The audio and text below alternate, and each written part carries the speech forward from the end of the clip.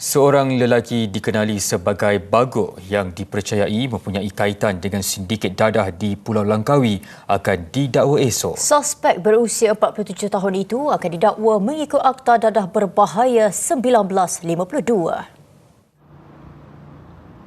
Ketua Polis Kedah Dato' Azli Abu Shah berkata, Bagok adalah orang kanan kepada anggota polis yang dipercayai menjadi dalang dalam sindiket pengedaran dadah di Pulau Pelancongan itu. Lelaki yang mempunyai 2 rekod lampau itu ditahan selepas didapati positif dadah. Dato' Azli turut memaklumkan anggota polis yang dikenali sebagai Mr. A itu telah dikenakan tindakan termasuk ditukarkan serta-merta. Pelanduk tak pernah lupa jerat. Dan saya kata semalam, 2 hari lepas, kita tukarkan dia, tidak bermakna kita melindungkan dia ataupun menyelamatkan dia. Tindakan masih berterusan, siasatan masih berjalan. Tegasnya, siasatan kes berkenaan dilakukan dengan telus selain tiada elemen pilih kasih. Bagaimanapun, tiada dadah ditemui bersama anggota polis berkenaan yang turut didapati negatif dadah.